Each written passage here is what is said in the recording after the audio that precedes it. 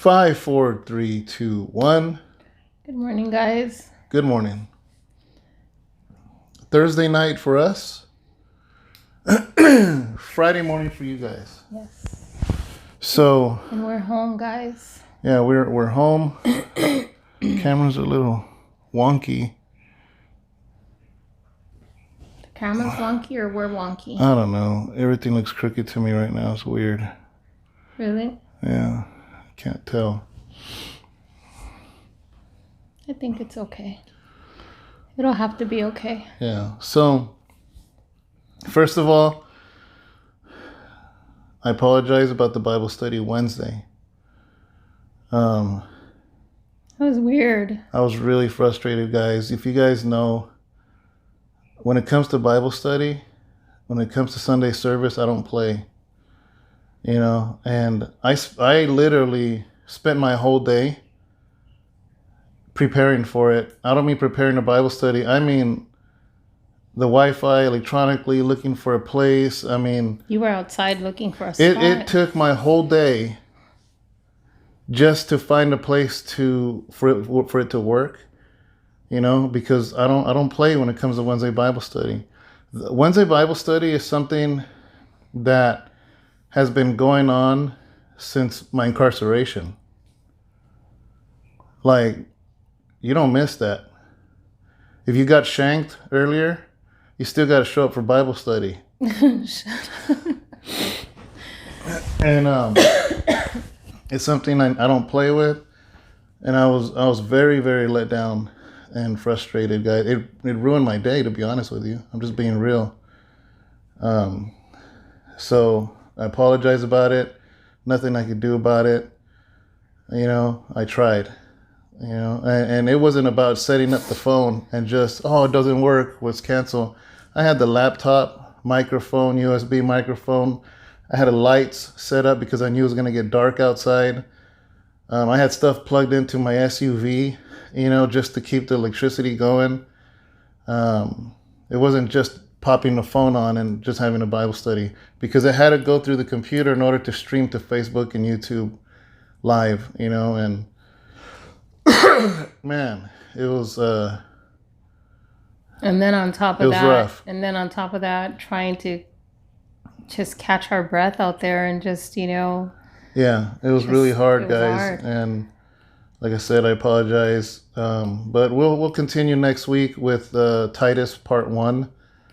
We'll be better prepared for it, you know, and you know, just when it comes to stuff, internet speed, it was weird, man. It was really weird because the Wi-Fi at the hotel was non-existent. You know, well, a lot of people don't know this, but when you have fast internet, that's not the same internet you use to upload. So download is like watching Netflix. That's something downloading to your phone. YouTube is downloading to your phone. But when I'm doing a video and I'm uploading up, that's like non-existent. And it was crazy, you know. And anyways, enough about that. It was just messed up. But we got back home earlier today, during the day actually. We left pretty much a checkout time and made our way back this direction, you know. It was much needed rest, you know, and we rested for the most part, other than me trying to do the Bible study. For the most part, we rested. Yeah, we did. We actually just stayed in and just did nothing but just rest and take our medications and everything. And I know the boys, you know, at first when we told them, guys, we're just going to go lock ourselves up and we're just going to take our medicines and rest, and that's all we're going to do. And they're all like, yeah, well, we just want to rest. And then they'd come in every once in a while and they're all like, this is really boring, you know, but they'd go back into the room and they just, you know, sleep it out, you know, and that was pretty much it. I think at one point, both of them just went down and they went to go grab some snacks, and then they came right back up and they watched some TV, and that was it, guys, you know. it was much needed. Do I wish we would have had a little bit more time? I'll be honest with you guys, I get homesick, and I'd just rather be home, resting here at home. I don't like being away from home. I love being at home. But I will say that, when we came home, we had to go to the church. Yeah. It was inevitable, guys. We had to go to the church. I had to get something done before the weekend, before Mother's Day, and David had to, set up a few things before, the weekend. And I think you went to pick something up at for the wires or something. Yeah, we had to go to Guitar Center. Yeah, I had to pick up some tape for the wires, and I remember I just walked in there and it was dark, and I just sat in the front in my seat, and I don't know, I just broke, I was just moved just being there, an overwhelming of the Lord's presence, and I don't know, I was just so touched and moved, and I was just so grateful to just be there, babe. I was just so grateful just to be sitting there, I miss it so much. It's our home away from home. Yeah. I'm still out of it. I wasn't that excited to be there, to be honest with you. So I don't have a story like that. Well, it wasn't just I was there out of necessity. It's not that I'm feeling, I'm still out of it, but just the momentum of just being there, just being there, because it just brings me back to, the day in the hospital where I was just like, why are you guys taking me? I don't want to leave, because what if I don't come back? And it just, that moment just hit me, Yeah. So I think that's what really hit me at that point. Like, thank you, Lord. Thank you for bringing me back home, is how I felt. Yeah. Yeah. It's still, it's weird. It's kind of weird because I was telling a few people today that I have been very sympathetic to a lot of the people at the church that had went through COVID. Like probably about 30 people at our church. We lost one, and I have been very sympathetic toward each of them. But I had no idea. This thing is vicious, guys. It's vicious, and I was just telling Sharon today, and this is what I meant by I didn't really want to be there today. This is what I mean by it is because I still feel out of it. I don't feel right still. My mind, my brain is clouded. It just feels like I'm in a dream state. And even though I'm at the church, I feel like I'm not there. Even as I'm driving to the church and back, I feel like I'm not there. And I don't quite know why, but it's just a weird lingering effect, and I can't explain it. So we had to be there because I had to set some things up, but I'm still trying to gain traction of myself. It's weird. I don't know how to describe it because I was telling Sharon, I was like, I was very surprised how it affected me. Because me too. Because I don't get sick. I'm like a bull, guys. I'm like a bull. I'm like a donkey that just can eat anything and doesn't get sick. I don't get stomach aches. None of that. So when this whole thing started, I thought I was gonna breeze through it because I don't get sick. And if I do get a cold or something, it's like boom. Like I'm sick one day and the next day I'm good. So it kind of sucker punched me. I didn't expect that for me, so yeah, it's just kind of weird, but we're here. Thank God we're here because there's many that aren't, and we're here and doing this devotional and just trying to kind of like get back into the swing of things. So many devotionals that I did without Sharon when you were in the hospital, all those days 9 days in the hospital, and I had to do these devotional updates, and then bam, get hit, with COVID right after.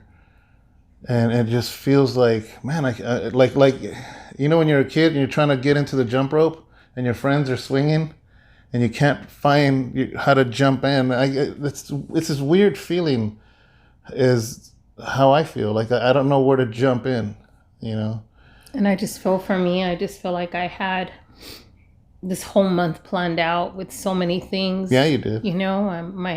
My oldest son, is going to get married. It's the first time one of my kids are going to get married, in a few weeks. And, and them worrying that I wasn't even going to be able to be there. Yeah. And, I had, all these events. We have our 10-year anniversary coming, and then we have Mother's Day. And I was supposed to speak for Mother's Day. There's just so many things that I was supposed to do that I had planned. Our flights paid for Phoenix. Yeah, flights already paid for Phoenix. There's just so many things, lined up. It was a busy April, and then I knew that I had this whole agenda for May, and everything just came to a halt. Everything. Yeah. And then the one thing that just really, really, I guess, burdened me and everything was me thinking I need to be there for my son's wedding. Yeah. Yeah. Guys, I mean, man, you guys got to remember I was a single mom, and this is a big deal for me, for my firstborn to get married, the first marriage in my family. And I want to be there and just, to see that happen, because it's something that I've dreamed of seeing. And it's like, how could I not be there? So in my heart, I'm just like, Lord, I need to get better so that I can be there. Well, another thing too is that we're talking to Ben. Ben's our assistant for media. He helps out with Abraham a lot. And his stepdad was on a ventilator 2 months. Yeah. With COVID. And you guys know, once you get on that, a lot of people don't ever get off.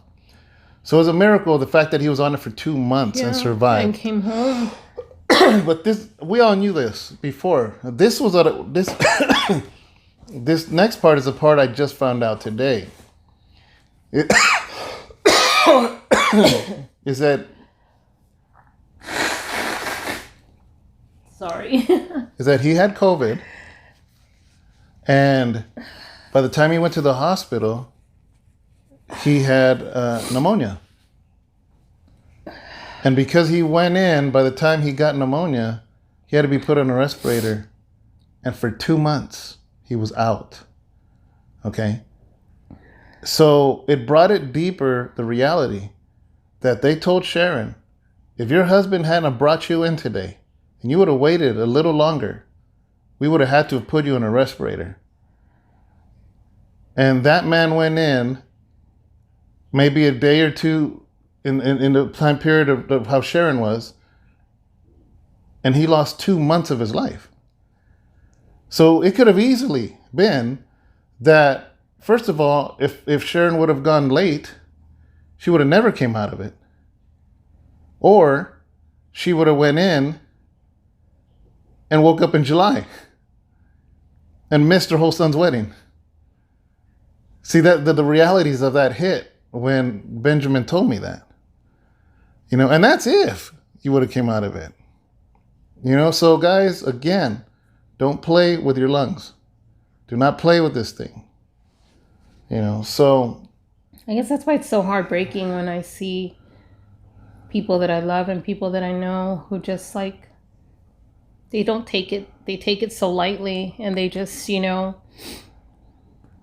just think that it's not real, or, they think that it's a joke, and that they're invisible, what's the word? Invincible, yeah.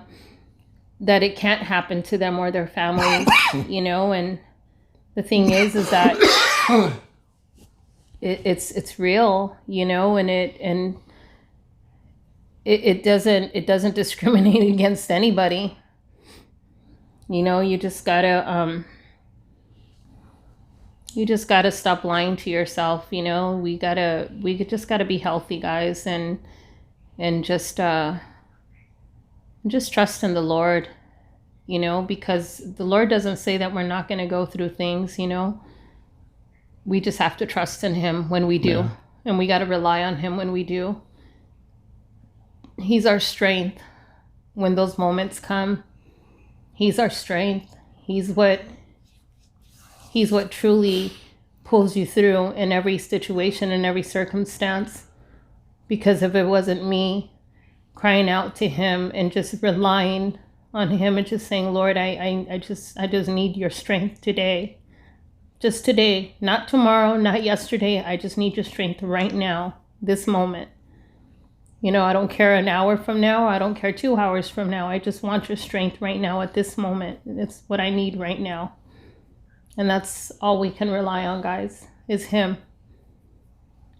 The people think it's a joke, and they take that for granted.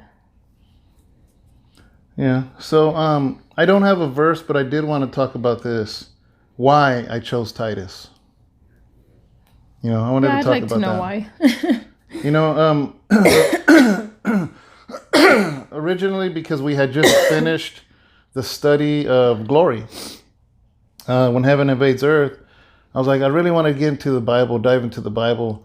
And at first I was thinking of an Old Testament book, and I was looking at a few different ones. Wasn't sure. I was kind of just sifting through some scriptures. And then I thought of something, because we recently, we had a really busy last month. We had a lot of events at the church. We had a lot of events we were invited to here in Stockton with Reach Church. A lot of things that God is positioning people in leadership. God is positioning people to be leaders, positioning people to be elders, positioning people to lead, and then with the thing happening in Phoenix, and I do believe there's a lot of people that are going there that are meant to be leaders unto themselves in their own cities.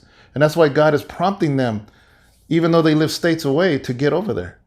And Amen. That's why I chose Titus, because Titus is called one of the pastoral letters. Titus is one of the books, one of the 3, that really dives into what leadership really is. What does this thing look like? Because it's really easy to learn Bible verses and this and that. It's another thing to actually disciple somebody by example. To live it out. Yeah, to live this thing out. Yeah. And that's what Titus does, is we're going to dive really deep into Titus, and we're probably going to do all 3 pastoral letters, because it really goes deeper than the surfacey Christian kind of thing, and goes deep into the surface of how do we lead biblically? How are we supposed to lead? What does the Bible say about it? Because I think sometimes the way a leader looks to some people isn't necessarily a biblical view. And I think right now, in the direction that we're going as RBT, as House of Rest, is let's get a clear view of the direction we're going and how to do it. I know Adam just posted his testimony. I forgot to tell you. You probably didn't see it. I got to watch half of it, brother. Like I said yesterday, I was really out of it. I watched half of it. I'm going to finish the other half. But, I'm really proud of you for doing that. I know other brothers that watch have been doing that, and this is what I'm talking about, is you lay this whole thing out like, this is who I am. This is who I was. And this is the direction God has taken me. And when you allow Scripture to build you up, you're not going to go wrong. You're not going to fail, And that's why I chose to dive into Titus for that reason. That's a loud sell. Sorry, guys. You know, but that's why, guys. That's why I want to dive into Titus. I'm really excited. I was really let down, but you know, it didn't happen. And you know what? Next week is just going to be even better than it would have been anyways. Amen. That's all that's going to happen. Amen. You know, I was just mad, you know, and I was upset and just let down and all that. But it is what it is. You know, today's another day. And when we dive into this, you know, I think it's going to speak to a lot of us. It's going to remind us of things we already know, and it's going to teach us things that we don't know yet. On how do we do this? How do we do this with excellence? How do you know if you're leading somebody astray or not, you know? And I don't know about what it's like in your cities, you know, but like I see a lack of leadership in Modesto. I do, you know. Now, is there some great leaders in Modesto? Yeah, there is. Heck yeah, there is. There's a whole lot that aren't, and they think they're leaders. And that only hurts the body. Yeah. It'd be one thing if it's just hurting themselves, but it hurts the body, man. And then it hurts those that don't even believe yet because they see that. And they think that that's leadership. They think that's leadership, and it really hurts, you know, and I just think that this is really key and really important.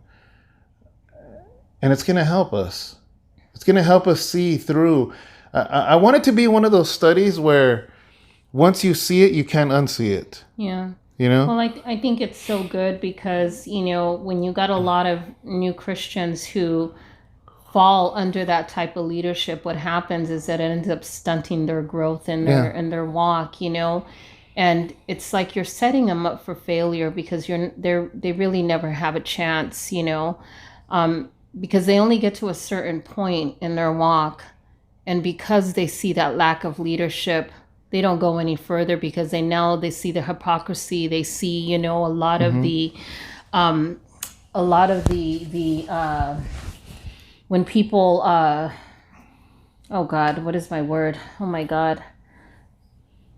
When they lean on their own understanding and they do their own, you know, and that's not the walk that they need to be following, you know. Yeah. It's really, really important.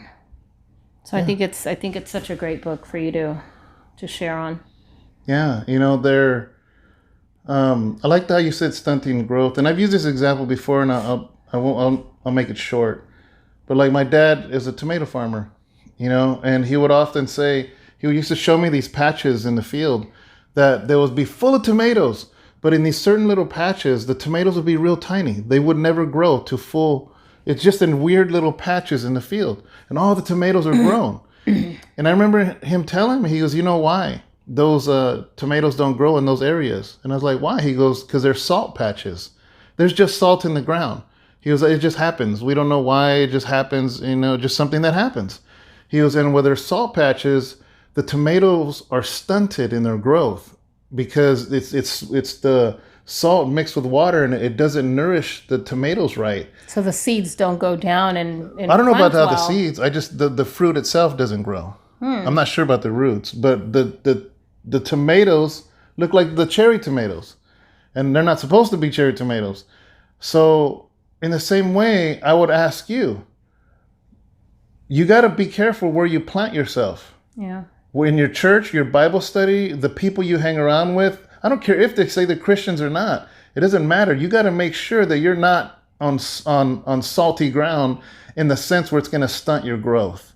Because then what's going to happen is you're going to look around and see other believers growing, and you're like, how come I'm not growing? Well, I think that's why it's important too when we constantly say, you know, I love when I walk in here and it says, be still and know that I am God. It's to be still, because if you're constantly jumping around or if you're constantly moving around so much, half of that time you're spending moving around, you're wasting more of your time going one place to another. You don't give yourself the time to be able to be planted, you know, and you need to be planted in order for there to be growth, you know. But if you're constantly moving and moving and moving and moving and moving, then, and you're not standing still long enough, then there's not enough time for that seed to be planted and to be in that soil and, and give it the time that it needs for growth, because you're jumping onto the next thing. And by the time that there should be growth coming, you've already pulled the root out and trying to root yourself somewhere else. And you're constantly trying to root yourself into somewhere else. And you never give yourself that time to grow. And that's why when we say it's so important that you just don't jump around everywhere, Well, if you go to the gym 7 days a week and you have another guy that goes to the gym 4 times a week, the one that's going to actually have gains, muscle gain, is the one that works out 4 days a week, because growth doesn't happen while you're at the gym. Growth happens between the rest times. So if he goes to the gym and hits it hard on Monday and doesn't go to the gym on Tuesday, but goes on Wednesday and so forth, that person is going to have more muscle growth a lot faster. Why? Because muscle doesn't grow when you're always at the gym. Muscle grows when you actually let your body rest. So in the same way, if you get yourself really busy in the things of God all the time, 24/7, and if you never allow yourself to actually grow in the things you're learning, well, you're never going to grow. You're just shoving a bunch of information into you. That's all you're doing. And you can never catch up, because you just heard a great teaching on Sunday. But before you even let that teaching take root on Monday, you're off somewhere else. And then you just learn something else and exciting and it's awesome. And so then when, Tuesday comes and something else. So nothing ever takes root. Nothing. So it's like all this, it's like, did you know that if you take 5 pills of vitamin C, your body will pee out everything it don't need? Yeah. Because you can't. So if I take my daily allowance of vitamin C, I will withhold it. If you take 5 pills of vitamin C, you'll still only withhold the daily allowance and you pee out the rest. So you're wasting 4 pills. So you're wasting 4 pills. And that's what happens when you're constantly under teaching. Everything's just going through you. You can't even hold it. You can't hold it. And that's why it's better. It's better to learn one verse. And if you live that verse out, soak it in. Yes. Make it a part of who you are. Make it a part of your normal reaction. That is better than 10,000 scriptures and you don't follow any of them. What good is that? Yeah. So, that's why it goes back. This is why we're going to go through Titus. Because these are things that we need to learn and really, really dig in and allow them to allow our spiritual roots to soak in the book of Titus. Amen. Let Titus be the fertilizer. That's good. That your roots just soak and marinate in. So I think that's it, guys. But I noticed I could breathe a lot better right now during this. Yeah. Yeah. So things are going good. God's good, and we're just gonna let you go though. We're gonna upload this. It's been a long day. We had a 2.5-hour drive home, and then we went to the church, and so we really want to get some rest. But God bless you guys, and have a great Friday morning. We love you guys, and still thank you so much to everybody who continues to just send us such encouraging messages. And I'm looking forward to meeting Janaya on the 16th, who's going to come down, and come down to meet us for the first time. I'm excited to meet you, Sister Sheila. Thank you for your beautiful, encouraging words, that you sent this morning. And then we got a beautiful little angel from Adam and Savannah, by mail. Thank you so much for that. And she made us a little angel. It was so cute.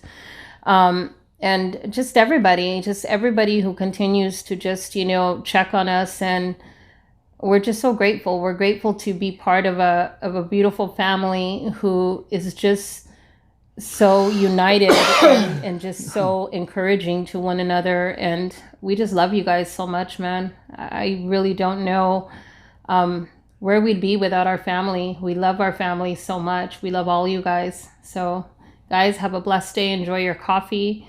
And we'll see you guys on Sunday, right? Yep. Yeah, Mother's Day. It's going to be awesome. All right. Bye. All right, bye guys.